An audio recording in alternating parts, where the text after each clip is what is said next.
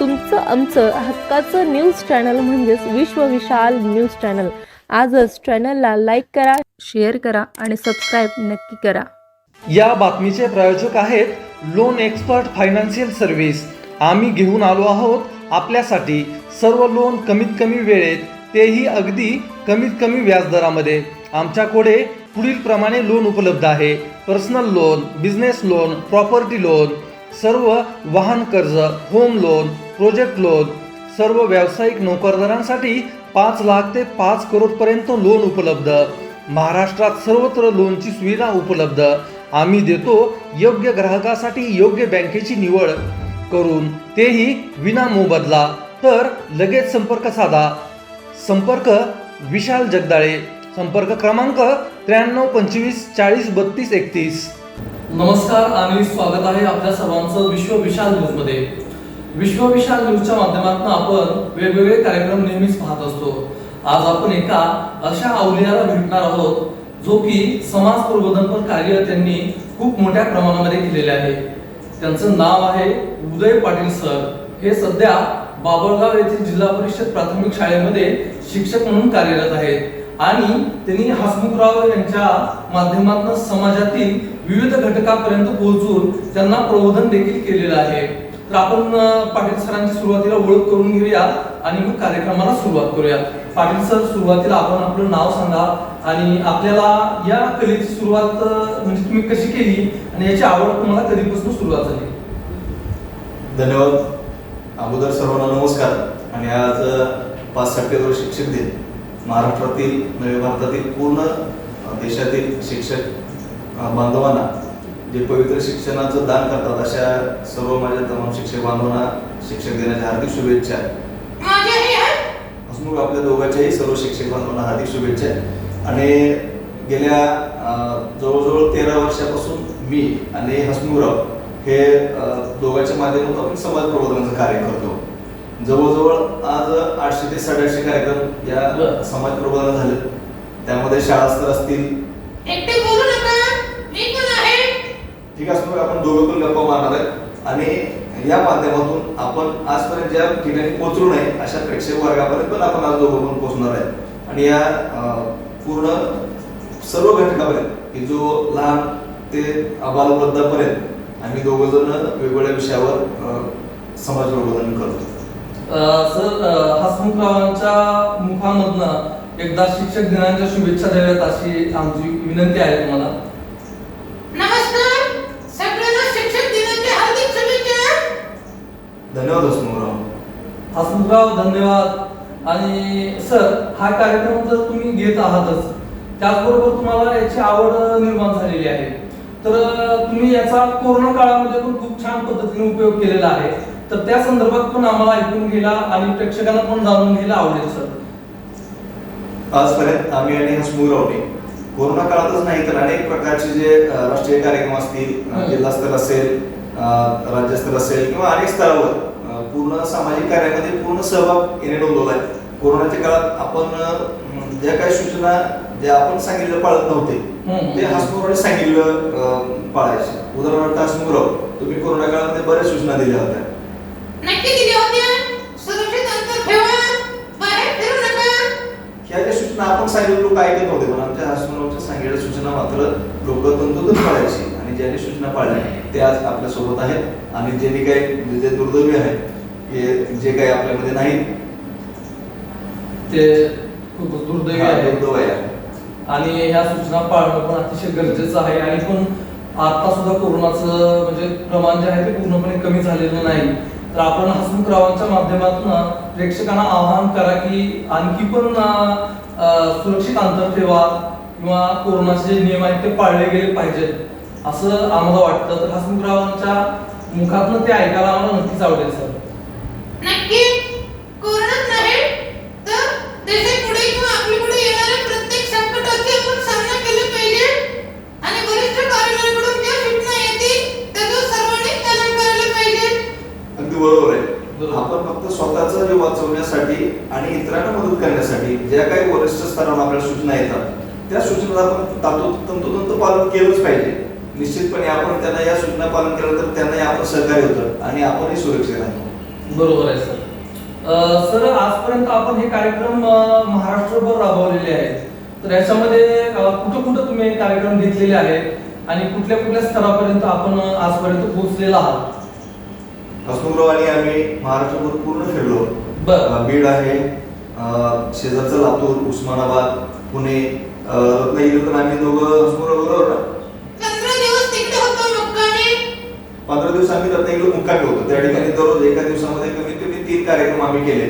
बरं. गाव स्तरावर असेल, कॉलेज स्तरावर, अगदी लहान मुलं, पहिलीच्या मुलांना सुद्धा हसमुखरावने वेगवेगळ्या प्रकारचं नैतिक मूल्य शिक्षण कसं असतं, व आपण जर तुमच्या घरी लहान मुलं असतील किंवा माझ्या घरी आहेत, त्यांना चॉकलेट खाऊ नये म्हणून तर काय ऐकत नाही, त्याचा अनिष्ट परिणाम त्यांच्या दातावर होतो. बरोबर. पण ती लहान मुलं सुद्धा हसमुखरावची सूचना एवढ्या पाळतात की त्यांनी चॉकलेट आजपासून खाणार नाही अशा शब्द घेऊन सुद्धा त्यांनी आमच्या हसमुखरावला सांगितलं की आम्ही इथून पुढे चॉकलेट खाणार नाही. म्हणजे आपल्या सूचनेपेक्षा आमच्या हसमुखराव सूचनेचा त्यांना मान पडतो. आणि त्यांनाच नव्हे, अबालवृद्ध असतील किंवा सगळे. दुसरं उदाहरण सांगतो तुम्हाला, जे आता कालच्या 2 महिन्यापूर्वी हसमुखराव बरोबर ना नक्कीच 2 महिने झाले. हसमुखरावने असं सांगितलं की सोयाबीन पेरणी कशी करायची, ह्याच्या साध्या सूचना सुद्धा त्याला आपण कोणती बीज प्रक्रिया करायची, किती अंतरावर पेरायचं. म्हणजे आमच्या हसमुखराव फक्त शाळा कॉलेज गावात नाही तर अगदी शेतकऱ्यांच्या मनामध्ये घरापर्यंत सुद्धा पोहोचलेत. सोयाबीनची पेरणी कशी करावी, त्याचं त्यानंतर फवारणी कशी करावी, एवढ्या साध्या साध्या सूचना अगदी शेतकऱ्यांना बांधवांना समजतील असे सोप्या भाषेत दिले आणि त्याचा फायदा निश्चित शेतकरी बांधवांना झालेला आहे. बरोबर आहे सर. अशाच काही सूचना विद्यार्थ्यांसाठी, आणि आता शिक्षक दिन आहे तर 5 सप्टेंबरच्या निमित्ताने हसमुखरावांच्या मुखातनं आम्हाला नक्कीच ऐकायला आवडेल.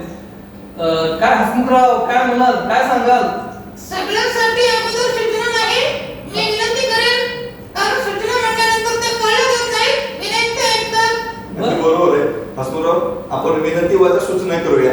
आणि तुमच्या बरोबर सध्या लहान मुलं असतील, शेतकरी असेल, कॉलेज, सगळ्या वयोगटातील मुलांना किंवा सगळ्या आपल्या प्रेक्षकांना आपण कोणत्या सूचना देऊ इच्छिता, विनंती वाचा सूचना?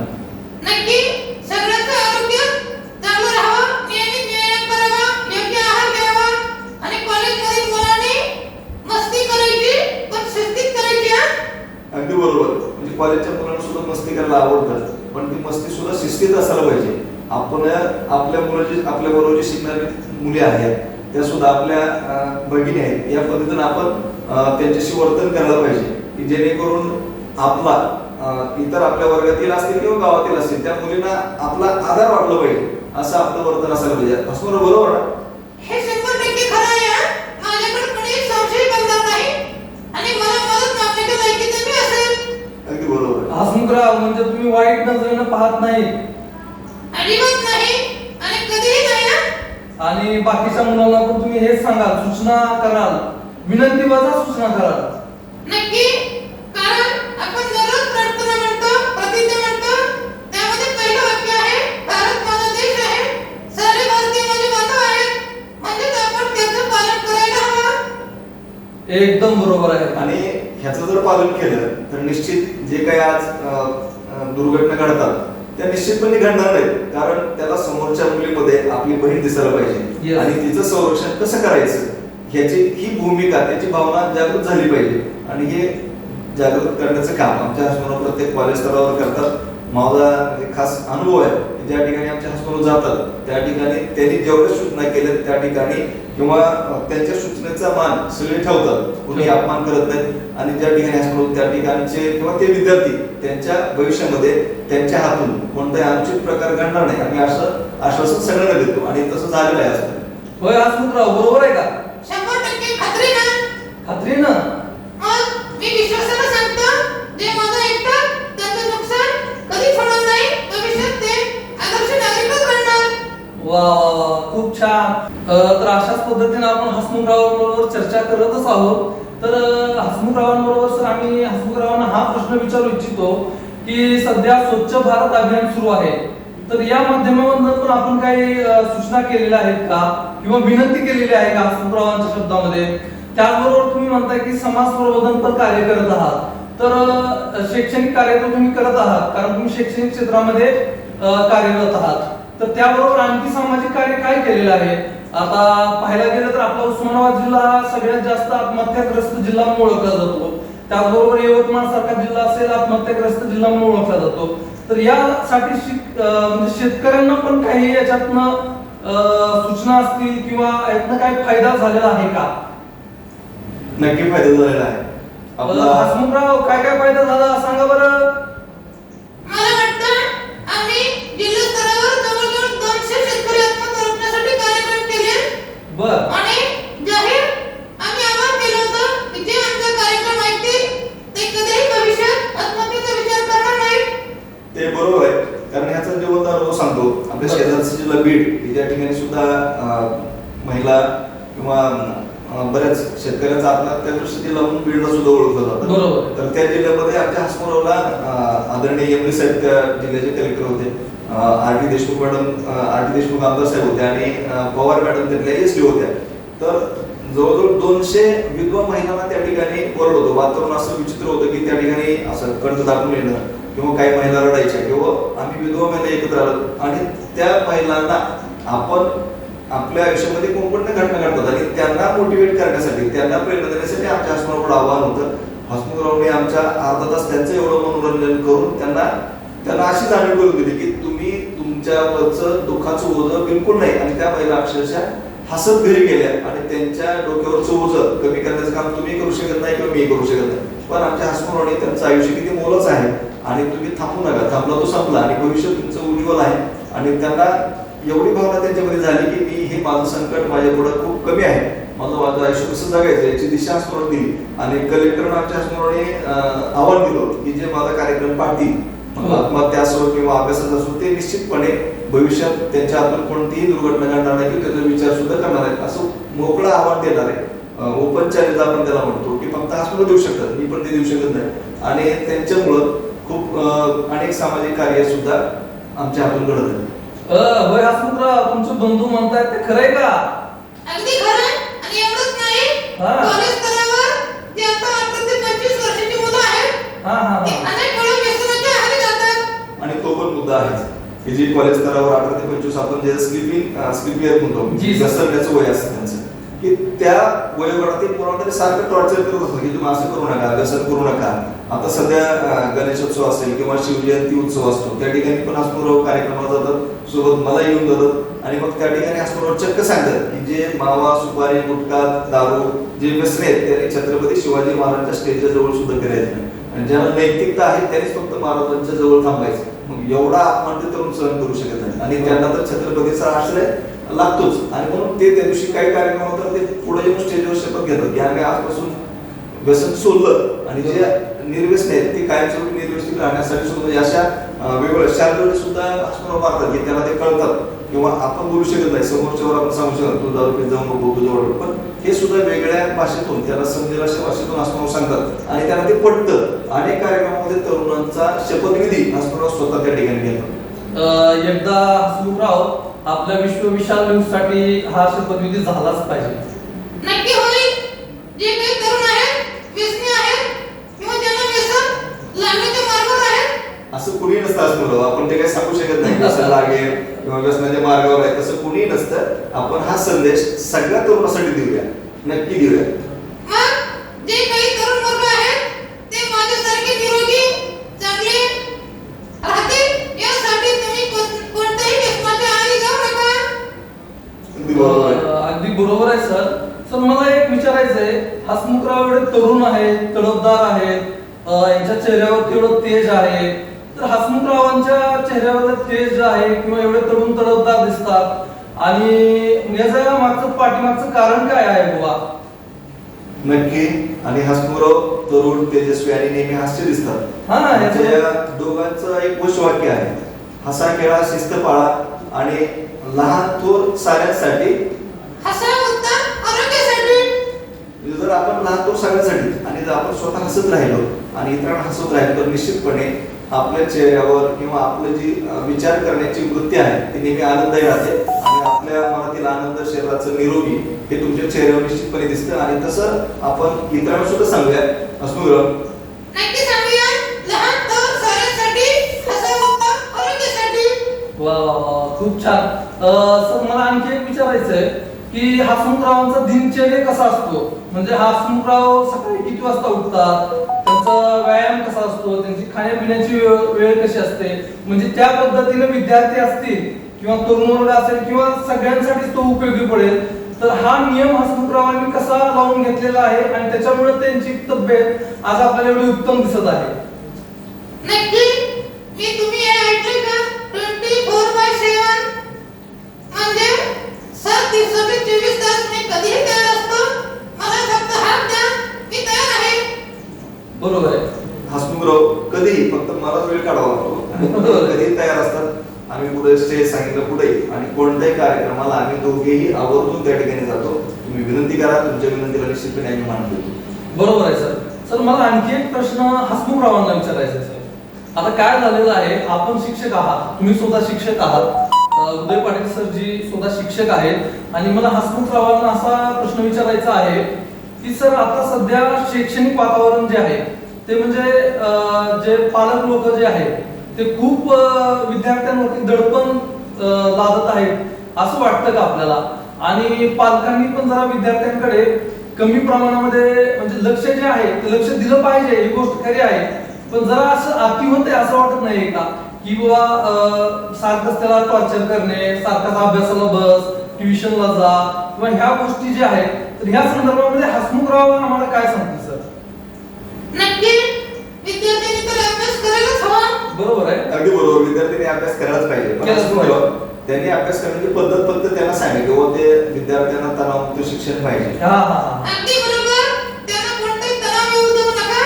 त्यांना नेहमी हसत बोलत ठेवा. जे काम मनापासून करायची इच्छा आहे ते करण्यासाठी त्याला प्रवृत्त करा. अगदी बरोबर आहे. त्याला जे काम आवडतं ते त्याला करायला पाहिजे. एक साधा नियम आहे. बरं, तुम्ही सांगाल ते काम त्याला आवडेल असं असं नाही. नाही. त्याला आवडणारी कामं तुम्ही विद्यार्थ्यांना सांगा. निश्चितपणे तो त्याच्या कामातून त्याची आवड, त्याची इच्छा तुमच्या पुढे दिसेल. आणि मला वाटतं आता सध्या जे विद्यार्थी आहेत त्यांनी सुद्धा आपल्या आई वडील असतील, शिक्षक असतील, त्यांचे स्वप्न पूर्ण करण्याचं काम मग ते लहानपणापासून जर त्यांनी जिद्द ठेवले की माझ्या आईवडिलांचं, माझ्या शिक्षकांचं मी स्वप्न पूर्ण करणार आहे, तर त्याला मला वाटत नाही भविष्यामध्ये कोणती अडचणी. आणि विषय राहिला फक्त शिक्षक आणि आई वडील. शिक्षकांवर मुलं फक्त 6 तास असतात. बरोबर. आणि 24 तासाचे 18 तास मुलं पालकाच्या संपर्कात असतात, गावाच्या संपर्कात असतात. आणि त्यामुळे शिक्षका इतकीच भूमिका विद्यार्थ्याला घडवण्यामध्ये त्यांच्या पालकाची सुद्धा आहे. म्हणून दोघांनी पण आम्ही तर आमचं काम अगदी प्रामाणिकपणे आणि व्यवस्थित करतो की आम्हाला विद्यार्थ्यांचं हित फक्त 3 माणसं सोडून कोणी करू शकत नाही. की स्वतःचा मुलगा एक आदर्श नागरिक व्हावा अशी आई वडिलांची इच्छा असते. आणि त्यानंतर तिसरा व्यक्ती म्हणजे फक्त शिक्षक, की शिक्षकांना वाटतं की माझा विद्यार्थी माझ्यापेक्षा मोठा व्हावा. आणि या तिघांचंही स्वप्न पूर्ण करण्यासाठी विद्यार्थ्यानं सदैव तयार राहिला पाहिजे. आणि कोणतेही ताणतणाव न घेता विद्यार्थ्यांनी त्याचं स्वप्न पूर्ण करण्यासाठी आई वडिलांची आणि शिक्षकांनी मदत घ्यावी आणि त्यांचं स्वप्न पूर्ण. बरोबर आहे. पण ज्या विद्यार्थ्यांमध्ये जे कलागुण असतात, आता काही जण चित्रकार असतात, काही जण खेळाडू असतात, काही जणांमध्ये वेगवेगळी कला असते, ती जी कला आहे ती जोपासू द्यावी असं पालकांनी असं केलं पाहिजे असं तुम्हाला वाटतं का? हसमुखरावांना वाटतं का? नक्की. काल एका शाळेत गेलो होतो मी. बरं. तिथं सांगितलं कला, कार्यानुभव आणि शारीरिक शिक्षण या विषयाकडे लक्ष द्या. तर निश्चितपणे तुम्ही खूप तयार व्हाल. बरोबर. काल त्यांनी सांगितलं सर, बरं. उदाहरण दिलं सचिन तेंडुलकर, बरं. शारीरिक शिक्षण बरोबर. एक खेळाडू. हा, हा. तो आज म्हणजे पूर्ण देशामध्ये जगामध्ये आपल्या देशामध्ये. देशासाठी ती अभिमानाची गोष्ट आहे. त्यानंतर गायन एक कला आहे की आपण लता दीदींचं नाव घेतो की जे आपली दीदी म्हणून त्याला पूर्ण जग ओळखतं. फक्त एक गायन आहे कले तो. किंवा अनेक चित्रकार आहेत वेगवेगळ्या प्रकारची कला सादर करणार आहेत. आमच्या हसमुख सुद्धा कला आहेत की ते सुद्धा एक वेगळ्या पद्धतीनं प्रत्येक भूमिका लहान थोर समाज पुढे मांडतात. म्हणजे कला, कार्यानुभव आणि शारीरिक शिक्षण हे तुमचं व्यक्तिमत्व घडणारे विषय आहेत. याच्याकडे सुद्धा पालकांनी त्या विद्यार्थ्याच्या आवडीप्रमाणे लक्ष द्यायला हवं. बरोबर आहे. मला हाच मुद्दा सांगायचा होता की काही पालकांचं असं म्हणणं असतं की मुलांनी सर फक्त अभ्यासाने अभ्यासच केला पाहिजे, पण नैसर्गिक काही गुण असतात तर त्या गुणांना, कलागुणांना वाव देणं पण तेवढंच महत्वाचं आहे. हसमुखराव या विषयावर तुम्ही बोलायला बघा. नक्की. कारण प्रत्येक व्यक्ती ही अद्वितीय आहे.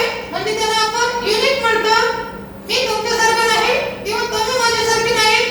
जे तुमच्याकडे आहे ते माझ्याकडे नाही, जे माझ्याकडे आहे तुमच्याकडे नाही. अगदी बरोबर आहे. ईश्वरानं आपल्याला प्रत्येक संस्थेला अशी एक देणगी दिली की तुम्ही तुमच्याकडे एक असं गुण आहे की असं कौशल्य की दुसरीकडे असू शकत नाही. बरोबर आहे. त्या कौशल्याला आपण ओळखावं, शिक्षक ओळखतील, पालक ओळखतील आणि ते कौशल्य आपल्याला त्याच्यात दिसलं, ते स्किल दिसलं की त्याला डेव्हलप करण्यासाठी, त्याला प्रगती देण्यासाठी, त्याला बळ देण्यासाठी पालक, शिक्षक आणि समाजाने सुद्धा त्याला मदत करायला हवी. तर निश्चितपणे तो आदर्श नागरिक बनतो. आदर्श नागरिक बनू शकतो. सर आता आपण कार्यक्रमाच्या शेवटीकडे येत आहोत. तर मला असं विचारायचं आहे की सर आजपर्यंत हसमुखरावांनी एवढे कार्य केलेलं आहे, सामाजिक कार्य केलेलं आहे, तरुण वर्गाला मार्गदर्शन केलेलं आहे, शेतकरी वर्गाला मार्गदर्शन केलेलं आहे. तर हसमुखरावांना आजपर्यंत कुठले कुठले पुरस्कार मिळाले आहेत का? आणि हसमुखरावांची पुढली इच्छा काय आहे? हसमुखराव पुढे कशा पद्धतीने कार्य करत राहणार आहे? नक्की हसमुखराव, तुम्हाला प्रश्न विचारलाय. प्रश्न मी उत्तर देणार, मी काम करत राहणार आणि पुरस्कार मात्र यांना मिळत राहणार. हे असंच आहे, आम्ही दोघं पण काम करतो. बरोबर आहे. हसमुखराव एवढे मोठे म्हणत आहेत की काम करत असताना कधी म्हणजे लहान मोठेपणा किंवा असं बारीक गोष्टीकडे लक्ष देत नाही. बरोबर. हसमुखरावच्या मला जेवढे काही पुरस्कार मिळाले ते हसमुखरावच्या सहकार्य मिळाले. आमचे जे काही तमाम शिक्षक बांधव आहेत त्यांचंही मार्गदर्शन मला मिळत राहतं, वरिष्ठ अधिकारी आहेत त्यांचं मार्गदर्शन मिळत राहतं किंवा मित्र परिवार आहे. आणि सगळ्यात जे काय आजपर्यंत मला नोकरीच्या अगदी 16 वर्ष राज्य पुरस्कार दिला शासनानं, त्याच्यामध्ये हसमुखरावचा खूप मोठा सिंहाचा वाटा आहे. कारण त्यांनी दिशा दिली की बाबा एक तुमचं आयुष्य म्हणजे फक्त शाळा आणि विद्यार्थी नाही, तुमचं कार्य शाळेच्या बाहेर, चार भिंतीच्या बाहेर सुद्धा समाजासाठी तुम्ही काहीतरी देणे घेत राहता याची जाणीव हसमुखरावने मला करून दिली. आणि आम्ही हा वसत घेतलाय की प्रत्येक ठिकाणी आम्हाला त्यांच्यासाठी काहीतरी करावं अशी आमची निश्चितपणे इच्छा असते आणि आम्ही ते सदैव करत राहतो. आज जवळजवळ 15 वर्ष काम करतोय आणि हे काम करण्यासाठी निश्चितपणे ईश्वराने आम्हाला दोघांनाही आम्ही हसत खेळत राहिल्यामुळं दोघांचंही आरोग्य चांगलं निरोगी ठेवलंय आणि तसंच सगळ्या प्रेक्षक वर्गांचं सुद्धा आरोग्य निरोगी राहावं आणि आम्ही तुमच्या सेवेसाठी सदैव तत्पर आहोत. सर मला एक प्रश्न विचारायचा आहे आणि तो प्रश्न पडलेला आहे.